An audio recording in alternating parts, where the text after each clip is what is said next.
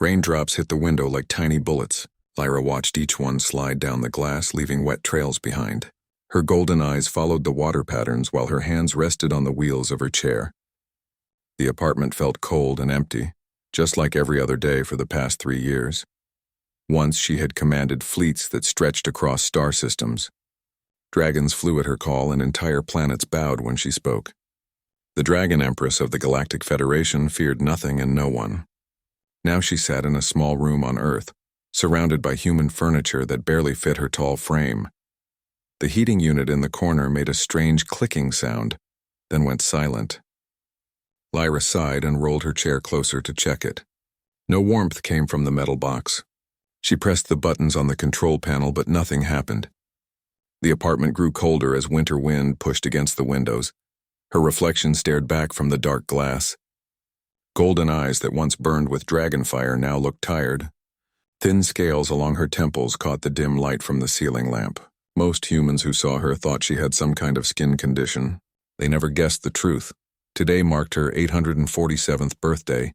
On her homeworld, dragons would have sung in the skies. Feast halls would overflow with celebration. Instead, she sat alone while Earth's weak sun disappeared behind gray clouds. Lyra pulled a blanket around her shoulders and tried to ignore the cold. She had survived worse things than a broken heater. The battle that took her legs had also destroyed her ability to change into dragon form. The doctors said nerve damage made transformation impossible. They used fancy words that meant the same thing. She would never fly again. The heating unit clicked once more, then started making a grinding noise. Lyra knew that sound meant complete failure. She could probably fix it with her advanced knowledge, but that would require tools and parts she did not have. More importantly, it might raise questions she did not want to answer. She reached for her phone and found the number for a local repair service. The voice that answered sounded tired but friendly. "Fix-It Services, this is David speaking." "My heating unit has stopped working," Lyra said, keeping her voice neutral. "Can someone come look at it?" "Sure thing." "What's the address?" Lyra gave him the information while snow started falling outside. Each flake melted as soon as it touched the ground, but more kept coming. "I can be there in about an hour," David said. "Fair warning, though, if it's really old or needs special parts, might have to wait until tomorrow for the fix." "I understand." "Oh, and ma'am, today's rate includes overtime since it's after 6. Hope that's okay." Lyra almost smiled at his politeness. Humans worried about such small amounts of money. She had enough credits hidden in various accounts to buy this entire city block. That will be fine. After hanging up, she looked around the apartment. Nothing seemed obviously alien, but humans sometimes noticed details that surprised her. She moved a few items that might raise questions and made sure her medication bottles were hidden. The pills helped control the constant pain in her legs, though they did nothing for the deeper ache in her chest. The doorbell rang exactly 1 hour later. Lyra checked the security screen and saw a man in work clothes standing outside. He carried a large toolbox and looked like he had been working all day. Snow covered his shoulders and hat. She opened the door and immediately noticed his reaction. Most humans stepped back when they saw her unusual features. This one just nodded and smiled. "You must be the lady with the heating problem." "I'm David?" "Yes, come in, please." David wiped his boots carefully before entering. His eyes moved around the room, taking in the sparse furniture and clean surfaces. "Nice place. Where's the troublemaker?" Lyra pointed to the corner unit. David walked over and immediately started checking obvious things like power connections and air filters. His movement showed experience and confidence. "When did it start acting up?" he asked while removing a panel. "About 2 hours ago. It made clicking sounds, then stopped completely." David nodded and shined a flashlight into the unit's internal workings. "Looks like the igniter failed. Pretty common in these older models. Let me check if the gas valve is working too." While he worked, Lyra found herself studying him. David appeared to be in his 30s with brown hair and green eyes. His hands moved with the careful precision of someone who fixed things for a living. He did not seem bothered by her presence or appearance. "Good news and bad news," David said after several minutes. "Good news is I have the part you need in my truck. Bad news is this whole unit is pretty old. Even with a new igniter, you might have more problems before winter ends." "How long will the repair take?" "Maybe 30 minutes once I get the part." David went back to his truck and returned with a small component and more tools. Lyra watched him work while snow continued falling outside. His movements were efficient and purposeful, similar to how her best engineers used to approach complex problems. "So," David said while installing the new part, "you live here alone?" The question caught Lyra off guard. Humans often tried to make conversation, but she usually discouraged it. Something about David's tone made her answer honestly, "Yes." "Family elsewhere?" "You could say that." David glanced at her wheelchair but did not ask obvious questions. Instead, he continued working while talking about harmless topics like the weather and local news. His voice had a calming quality that reminded Lyra of quiet moments between battles, when her fleet rested in peaceful star systems. The heating unit suddenly roared to life, filling the room with blessed warmth. David stood up and checked the controls to make sure everything worked properly. "There we go. Should keep you comfortable through the storm." He started packing his tools while Lyra felt the temperature rising around her. For the first time in days, the constant chill began leaving her bones. "What do I owe you?" she asked. David named a price that seemed very reasonable. As Lyra handed him the money, she noticed a birthday card on the small table near the door. She had forgotten about it completely. "Birthday today?" David asked, following her gaze. "Yes." "Well, happy birthday. Hope it gets better from here." His simple words hit harder than Lyra expected. When had anyone last wished her well without wanting something in return? "Thank you," she said quietly. David smiled and headed for the door. "Call if you have any more problems." "That unit should run fine now, but like I said, it's getting old." After he left, Lyra sat in the growing warmth and realized something had shifted. For the first time in 3 years, she did not feel completely alone. 2 weeks passed before the heating unit started making strange noises again. Lyra listened to the irregular clicking sounds and knew David had been right about the old system having more problems. She found his business card and called the same number. "Fix-It Services, David here. This is Lyra. You fixed my heater 2 weeks ago." "Right. The apartment on Oak Street. Acting up again?" Different sounds this time. More like grinding. David sighed on the other end. "Probably the fan motor going bad. I can swing by this afternoon if that works. Fair warning though, I've got my daughter with me today. She's 8 and gets curious about everything." Lyra hesitated. Children made her nervous in ways that enemy fleets never had. Their honesty could be dangerous for someone trying to hide their true nature. "That should be fine," she said anyway. "Great. See? You around 3. Lyra spent the next few hours wondering if she had made a mistake. Children asked direct questions that adults learned to avoid. They also noticed things that grown-ups missed. But the apartment was getting cold again, and David was the only repair person who had not stared at her like she was some kind of creature. The doorbell rang at exactly 3 o'clock. Through the security screen, Lyra saw David standing next to a small girl with brown hair pulled back in a ponytail. The child bounced on her feet while looking around at everything. Lyra opened the door and immediately met the most intense brown eyes she had ever seen. The little girl studied her face with complete fascination. "Wow," the child said. "Your eyes are really pretty. They're like gold coins." "Sophie, remember what we talked about," David said gently. "People might look different, but we're always polite." "I was being polite, Dad. I said they were pretty." Lyra found herself almost smiling. "Thank you, Sophie. That is very kind." David looked embarrassed. "Sorry about that. She doesn't have much of a filter yet." "It is quite all right. Please come in." Sophie immediately started exploring the apartment while David headed for the heating unit. The child moved around the room like she was investigating a treasure cave, touching things carefully and asking permission before picking anything up. "Do you live here all by yourself?" Sophie asked while examining a small crystal that Lyra had forgotten to hide. "Yes. That must get lonely. Dad says being alone too much makes people sad." David looked up from his tools. "Sophie, let the lady relax while I work. She doesn't mind, do you?" Sophie asked Lyra directly. "No, I do not mind." The child sat down on the floor near Lyra's chair and continued her questions. "Why do you have wheels instead of walking? Did you hurt your legs?" "Sophie," David warned. "It is all right," Lyra said. "Yes, I hurt my legs in an accident. The chair helps me move around. That's smart. Like how Dad uses his truck to carry heavy tools instead of trying to lift everything himself."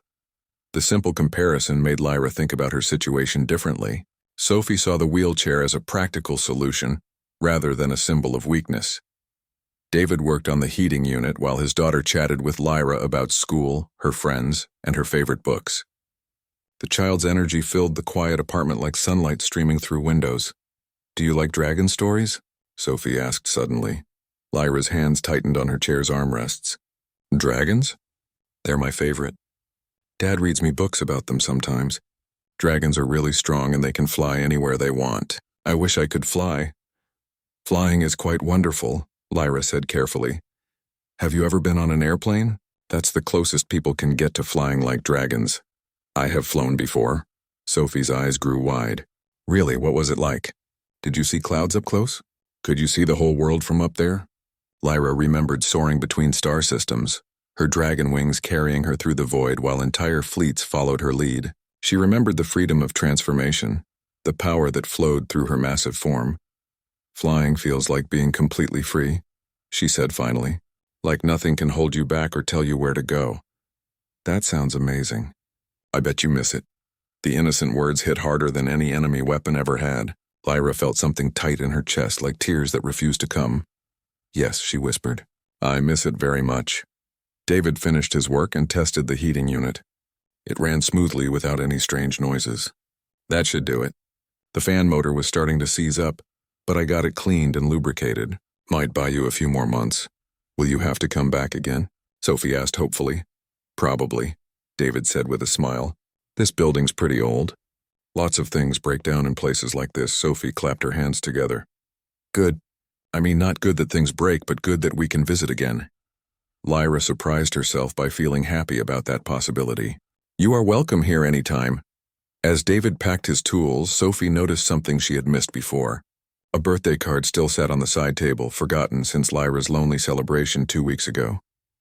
"Was it your birthday recently?" the child asked. "Yes." "Did you have a party? With cake and everything?"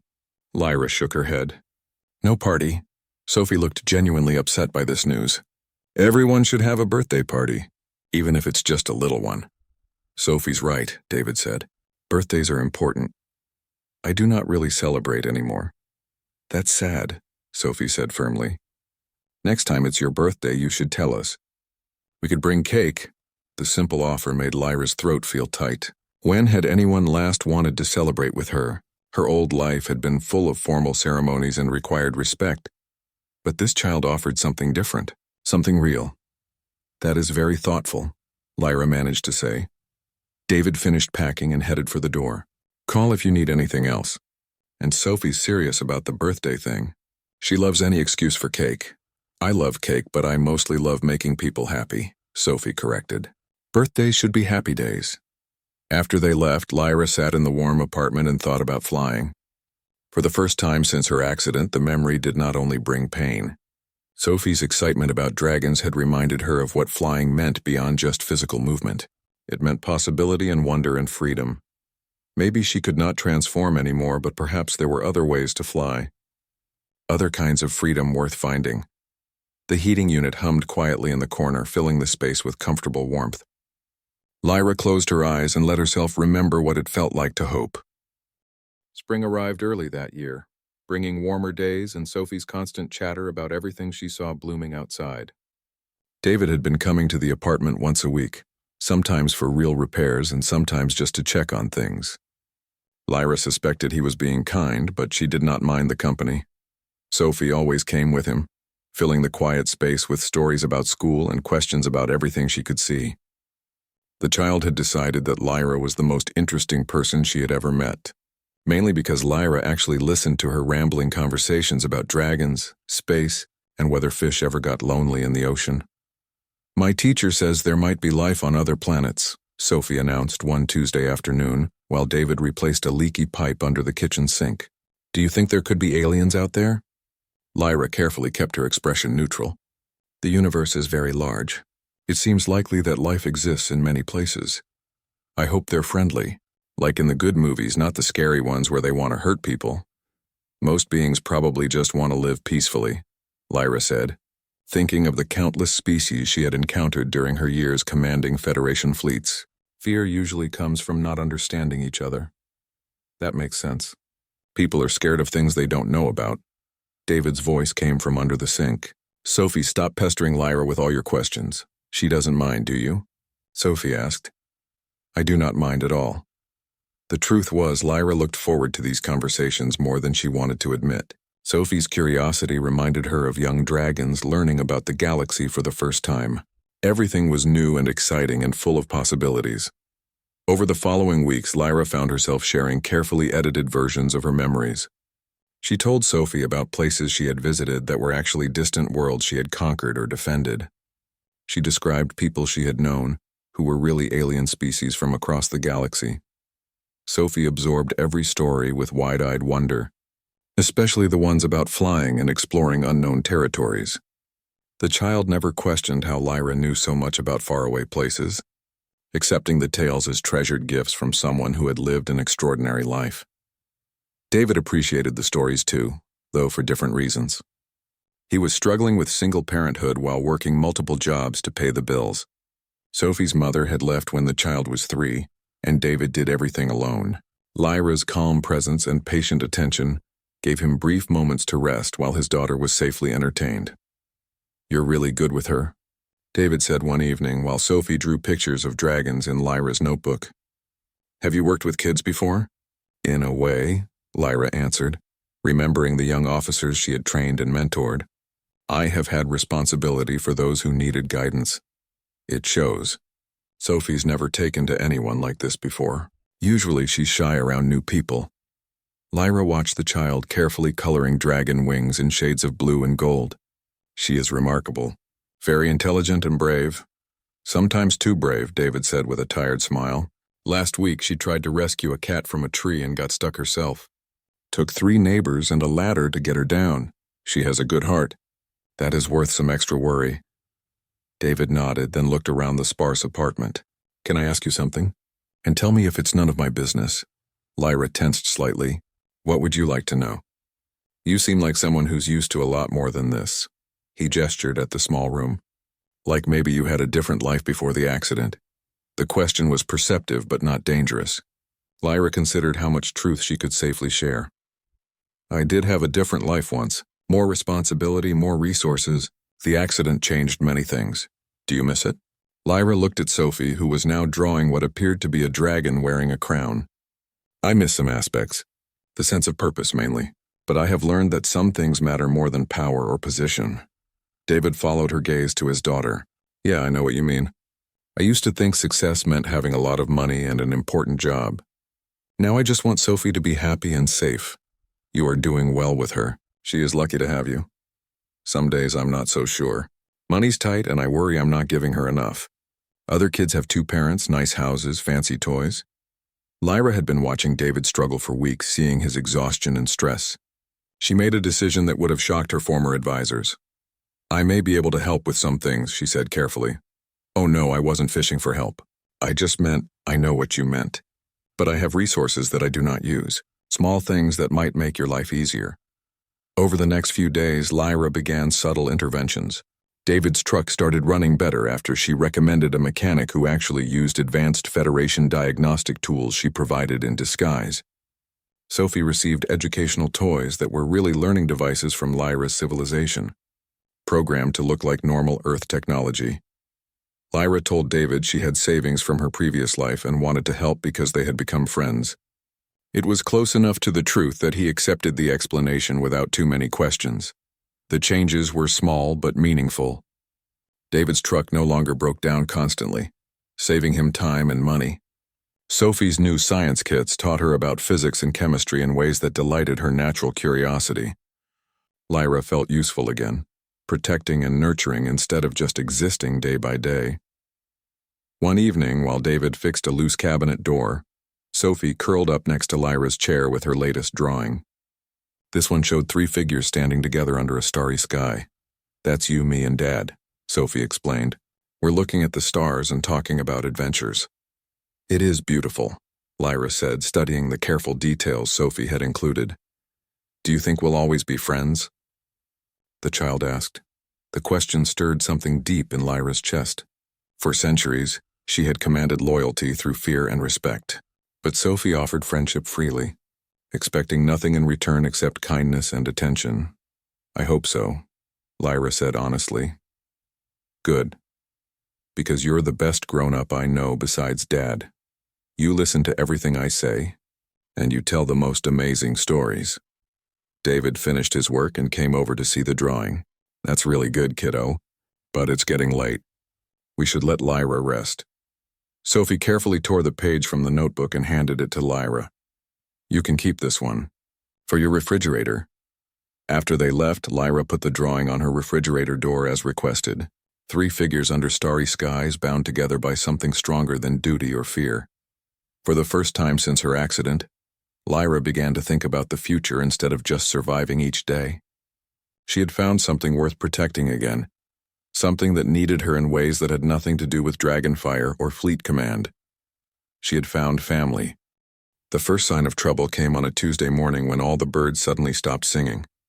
Lyra noticed the silence from her kitchen window while making coffee. In her old life, such changes in natural behavior meant danger was approaching. Her hand instinctively moved to where her communicator used to rest, finding only empty air. 3 unmarked black vehicles pulled up outside the apartment building at exactly noon. Lyra watched from behind her curtains as figures in dark clothing stepped out. Their movements were too coordinated and precise to be human. She recognized the bearing of trained soldiers even before she saw their weapons. Her blood turned cold when she spotted the tall figure leading the group, Commander Rex of the Hegemony Forces, a species that looked almost human except for their pale silver skin and completely black eyes. Rex had been hunting Federation officers for 3 years, leaving destroyed worlds in his wake. Lyra's hands shook as she reached for her emergency communicator, a device she had hoped never to use. The signal would reach other hidden Federation survivors, but it would also confirm her location to anyone listening. Before she could activate it, her doorbell rang. She quickly hid the device and rolled her wheelchair to the security monitor. Rex stood alone outside her door, his black eyes staring directly into the camera like he could see her through the screen. Dragon Empress Lyra. His voice came through the intercom system. We need to talk. Lyra's mind raced through possible responses. Denying her identity would be pointless now. Rex would not have come here without proof. Running was impossible in her current condition. Fighting would only endanger innocent humans in the building. I am unarmed and disabled, she said into the intercom. What do you want? Information. Open the door and we can discuss this civilly. Lyra knew Rex's definition of civil discussion usually involved torture and execution, but she also knew he would simply break down the door if she refused. At least talking might buy her time to think of something. She opened the door to find Rex standing alone in the hallway. He wore a human-style business suit that almost hid the weapons she knew he carried. His silver skin looked pale and cold under the building's lights. May I come in? He asked with false politeness. Lyra moved aside and Rex entered the apartment. His black eyes scanned everything, cataloging details with military precision. He moved like a predator examining territory before claiming it. Modest accommodations for someone who once commanded half the Federation fleet, Rex observed. My commanding days are over, as you can see. Rex walked to the window and looked out at the street. Yes, the Battle of Kepler Prime. I heard you lost more than just the fight that day. The memory of that battle still haunted Lyra's dreams. Her flagship destroyed thousands of her people dead, and her own body broken beyond repair. The Federation had retreated while she spent months in medical facilities, learning to live as something less than she had been. The war is over, Lyra said quietly. The Federation surrendered. There is nothing left to fight about. The war is never over, Rex replied, turning back to face her. Not while Federation officers remain alive to cause trouble. We have spent 3 years hunting down survivors, and you were the most difficult to find. I have caused no trouble. I live quietly and bother no one. Perhaps, but you still possess information we need. Federation strongholds that were never disclosed during the surrender. Hidden bases where weapons and ships might be stored.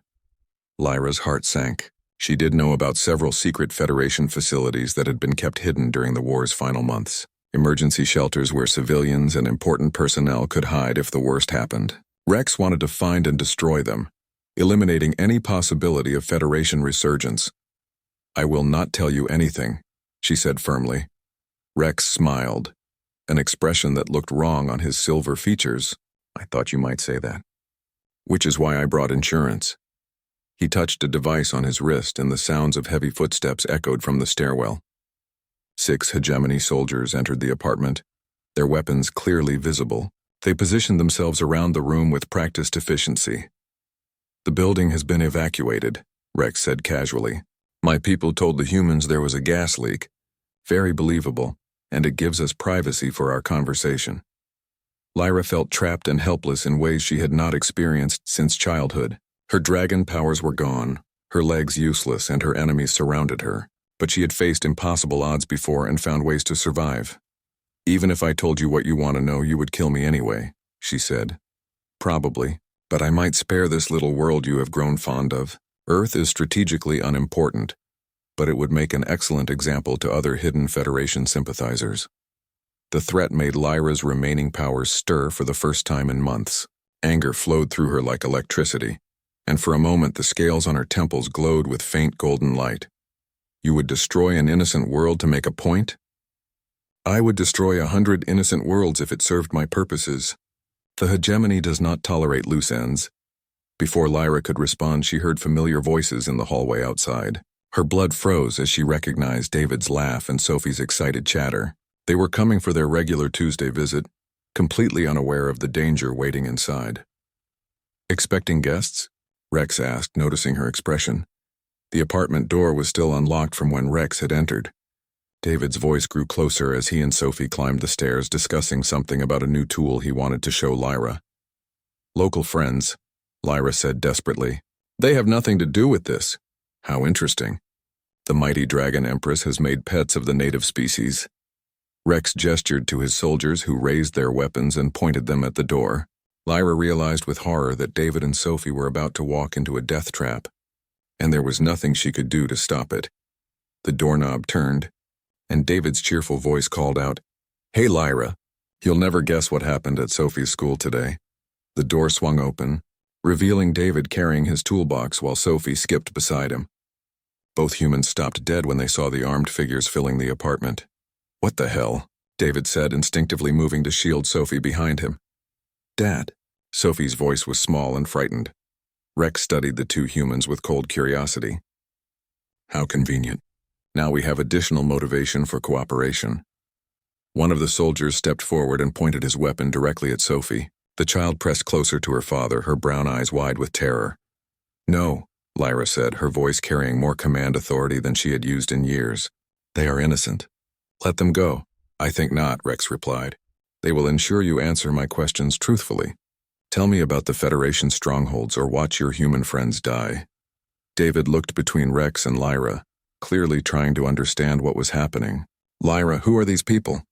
Lyra met his eyes and saw trust there, even in the middle of obvious danger.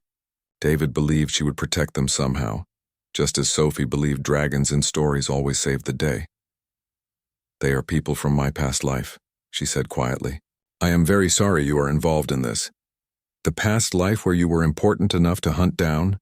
David asked, putting pieces together quickly. "Yes." Sophie peeked out from behind her father and looked directly at Rex. "You're the bad guys in this story, aren't you?" Rex actually seemed amused by the child's directness. "From your perspective, I suppose we are." "Bad guys always lose in the end," Sophie said with absolute certainty, "especially when they fight dragons." Rex's expression changed as Sophie's words registered.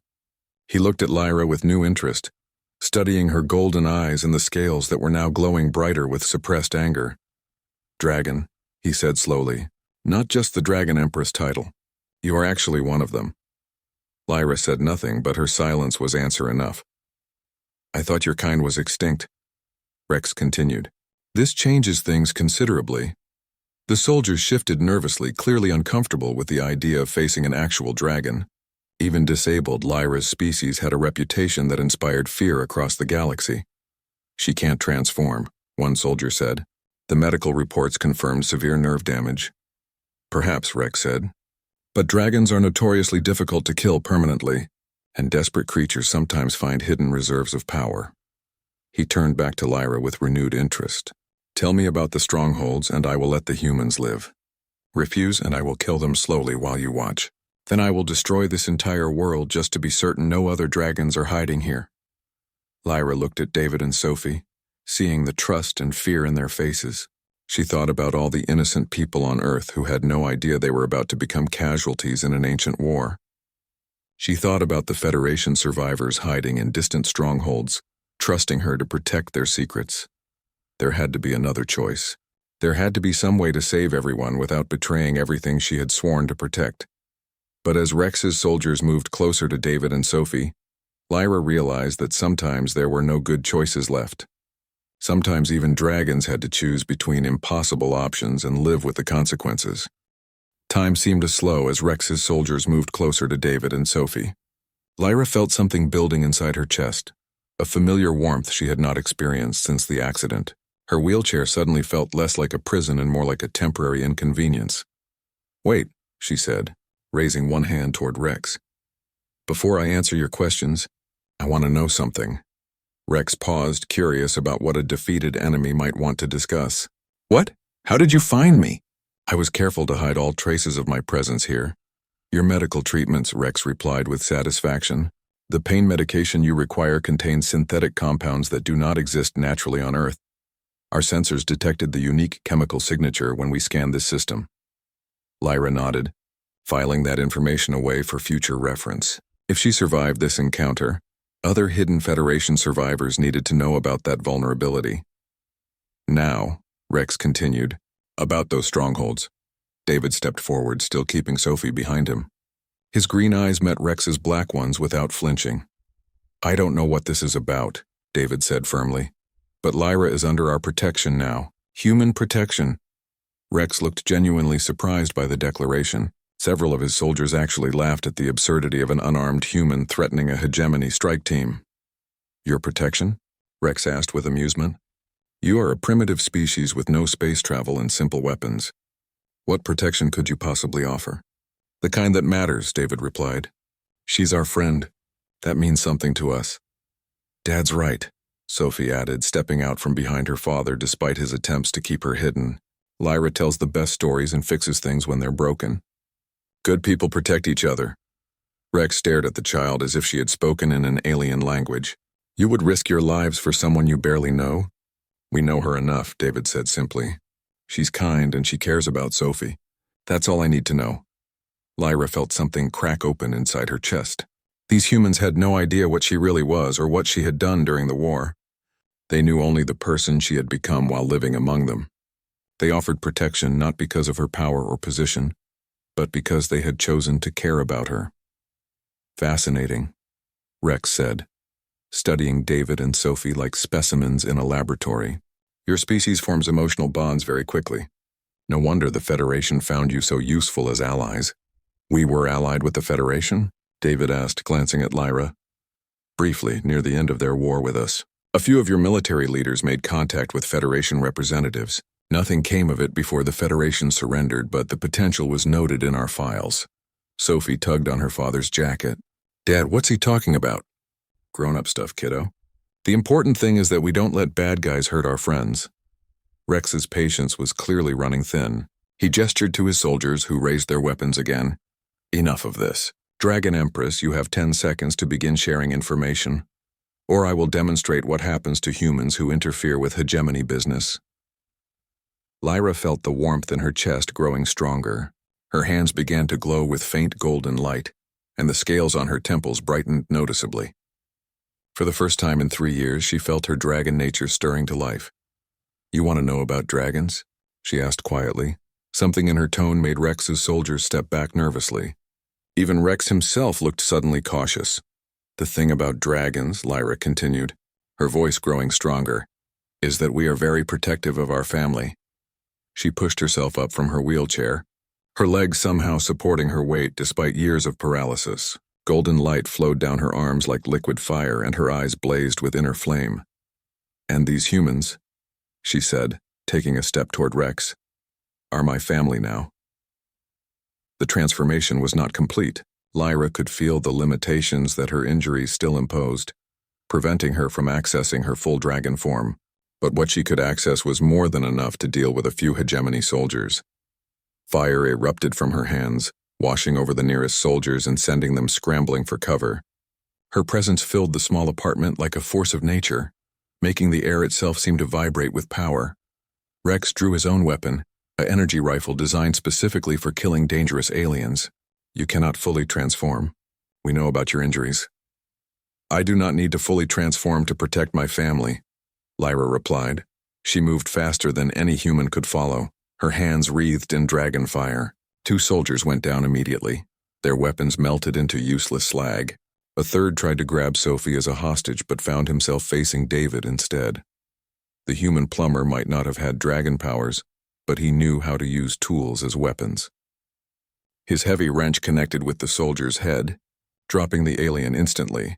"Sophie, get behind the couch," David shouted, then turned to help Lyra fight the remaining soldiers. "I want to help too," Sophie called out. Dragons always fight better when they have friends. Rex fired his energy rifle at Lyra, but she deflected the beam with a barrier of golden flame. The redirected energy hit the ceiling, bringing down chunks of plaster and broken light fixtures. "You cannot win," Rex snarled. "Even if you kill us all, more will come. The hegemony does not forgive and it does not forget." "Then I will face them when they arrive," Lyra said, advancing on him. "But you will not hurt my family." The word family seemed to trigger something even deeper in her dragon nature. The golden light surrounding her intensified, and for a moment ghostly wings appeared behind her shoulders.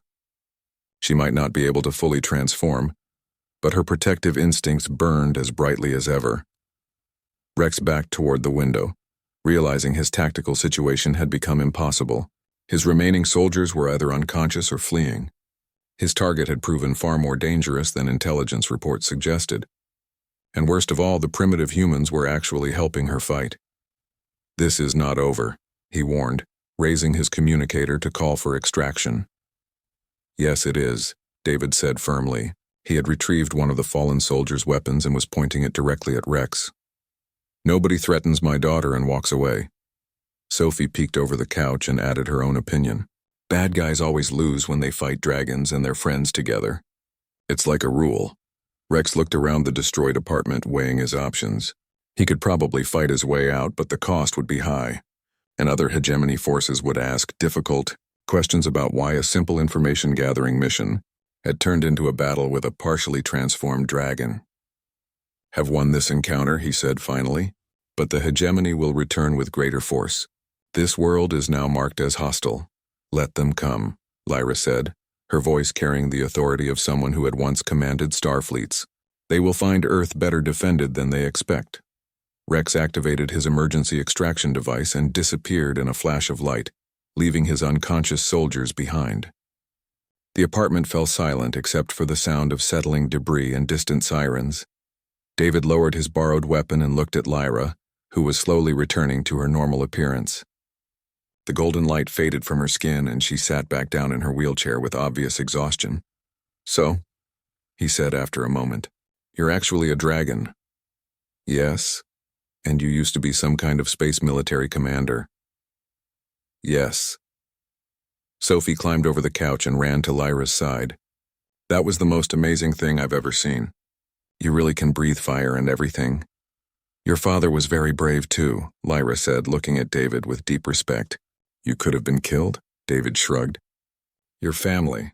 That means we protect each other no matter what." Lyra felt tears gathering in her golden eyes. These humans had seen her true nature, witnessed her violent past, and learned about the danger that followed her. But they still called her family. "They will come back," she said quietly. "Rex was not lying about that. Being near me puts you both in terrible danger." "Then we'll face it together," David said simply. "All for one and one for all," Sophie added cheerfully, "like in my adventure books." Lyra looked at her new family and realized something important. She had spent 3 years thinking her dragon powers were broken beyond repair, but she had been wrong about what gave dragons their true strength. It was not fire or flight or transformation that made dragons powerful. It was the fierce love they felt for those they chose to protect, and that love, once awakened, could overcome any limitation. "Yes," she said, reaching out to take David's hand while Sophie hugged her other arm. Together. The cleanup took 3 days. Government agents came and went, asking questions and taking statements that revealed nothing important. David told them it was a home invasion that went wrong. Sophie said the bad men had run away when her dad scared them. Lyra claimed she had hidden in the bathroom and seen nothing useful. The official report would list the incident as an attempted robbery interrupted by the building's security system. The unconscious aliens were quietly transferred to facilities that specialized in unusual cases. No one asked why burglars would carry advanced energy weapons or speak in unknown languages. During those 3 days, Lyra made several important decisions. First, she activated her hidden emergency beacon and sent coded messages to other Federation survivors. The signal contained warnings about hegemony tracking methods and new security protocols. It also included something that surprised her: an offer of sanctuary on Earth for anyone who needed it. Second, she began preparing for Rex's inevitable return. Hidden systems throughout the city came online as Lyra accessed resources she had kept secret for years. Earth might be primitive by galactic standards, but it was about to become much better defended. Third, and most importantly, she had a long conversation with David and Sophie about what came next. They sat in David's small house across town, drinking coffee while Sophie drew pictures of their recent adventure.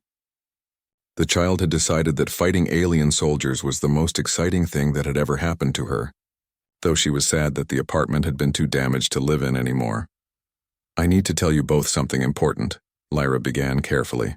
"Rex was right about one thing. The hegemony will return with more forces. Staying near me puts you in constant danger." David looked up from his coffee. "Are you trying to say goodbye?" "I am trying to give you a choice. You can return to your normal lives, and I will make sure the hegemony never connects you to me." Or what?" Sophie asked, looking up from her drawing. Lyra took a deep breath. "Or you can come with me when I leave Earth." The silence stretched for several moments. David set down his coffee cup and leaned back in his chair. "Leave Earth," he repeated slowly. "As in, go to space?" "Yes, I have a ship hidden not far from here. It has been waiting for 3 years in case I needed to escape quickly." Sophie's eyes grew wide with excitement. "A real spaceship? Like in the movies?" "Better than in the movies," Lyra said with a small smile. "It was built by Dragon engineers. It can travel between star systems and has room for a small crew." David ran his hands through his hair. "This is crazy. I'm a plumber. Sophie's 8 years old. We don't know anything about space travel." "I know about space travel," Lyra said gently, "and Sophie knows about courage. As for your profession, ships need maintenance just like buildings do. The principles are similar even if the technology is more advanced." "Where would we go?" David asked. "Wherever we are needed. There are refugee camps scattered across the galaxy, people displaced by the war who need help. There are worlds trying to rebuild after the fighting ended. There are children who have lost their families and need safe places to grow up." Sophie put down her crayons and looked seriously at both adults. "Would we be like heroes? Helping people and fighting bad guys? Sometimes. But mostly we would be like a family that travels around fixing things that are broken." David stood up and walked to the window, looking out at the familiar street where he had lived his entire life. "I've never been farther than the next state over. Sophie's never been on an airplane." "I want to go," Sophie announced firmly. "I want to see other planets and meet aliens and help people. And I want to stay with Lyra." "Kiddo, this isn't like taking a vacation. We're talking about leaving everything behind and never coming back." Sophie thought about this seriously for a moment. "Will we still be together?" "Yes." "Will we still take care of each other?" "Yes." "Then everything important comes with us." David looked at his daughter, then at Lyra. "She makes it sound simple." "Children often see clearly through complications that confuse adults," Lyra observed. "What about school?" "Friends? Sophie's whole life is here." "Dad," Sophie said patiently, "my whole life is wherever you and Lyra are. Everything else is just stuff." Lyra felt her heart squeeze at the child's simple wisdom. "David, I will not ask you to make this choice quickly. Take whatever time you need to decide. How long before the hegemony comes back? Perhaps a month. Maybe less." David returned to his chair and looked directly at Lyra. "If we stay, what happens to us? I would leave Earth to draw them away from you. You would be safe, but we would probably never see each other again. And if we come with you, we would face dangers together, but we would face them as a family. And we would help people who have no one else to protect them." Sophie reached across the table and took both their hands. "I vote for staying together and helping people." David squeezed his daughter's hand and made his decision. "When do we leave?" 2 weeks later, They stood in a forest clearing looking at Lyra's hidden ship. The vessel was sleek and elegant, with curves that suggested both dragon scales and flowing water. It was smaller than the massive fleet ships Lyra had once commanded, but it was perfect for their new mission. "It's beautiful," Sophie breathed, running her hand along the smooth hull. "It will be our home now," Lyra said, opening the main hatch with a touch of her palm. The interior was warm and comfortable, with living spaces designed for long journeys. David examined the engineering sections with professional interest, already planning how to learn the advanced systems. Sophie explored every room, claiming the observation deck as her special place for watching stars. "What do we call ourselves?" Sophie asked as they prepared for launch. "Every good team needs a name." Lyra considered the question while running through pre-flight checks. She was no longer the Dragon Empress commanding vast fleets. David was no longer just a small-town plumber. Sophie was no longer just a curious child. "We are the sanctuary," she said finally. "We carry safety and hope wherever it is needed." "I like that," David said from the engineer's station. "Ready for departure whenever you are." "All systems green," Sophie reported from her position at the communications console, using language Lyra had taught her. Lyra engaged the ship's engines, and they lifted smoothly from Earth's surface. As the planet fell away below them, Sophie pressed her face to the observation window. "Look how small everything looks," she said with wonder, "but also how beautiful." "Earth will always be beautiful to us," Lyra said. "It gave us each other." David joined them at the window as Earth became a blue marble against black space. "No regrets?" "Only one," Lyra replied. "What's that?" "I wish it had not taken so long to find my real family." Sophie hugged her around the waist. "But we found each other in the end." That's what matters in good stories. As their ship turned toward the distant stars, Lyra felt something she had never experienced as the Dragon Empress. Complete contentment.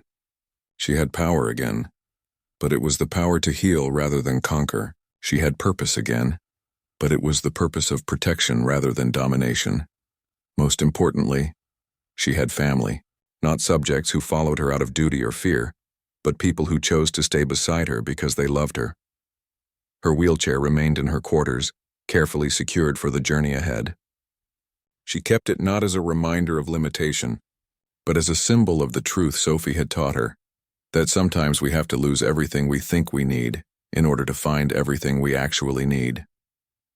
The sanctuary sailed toward its first mission, carrying 3 hearts united by choice rather than chance.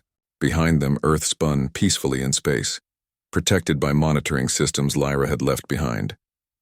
Ahead of them, the galaxy waited for a new kind of empire, an empire built not on conquest but on compassion, not on fear but on family, not on the roar of dragonfire but on the quiet strength of human love. And in the observation deck, a little girl watched the stars and dreamed of all the people they would help, all the worlds they would heal, and all the adventures yet to come.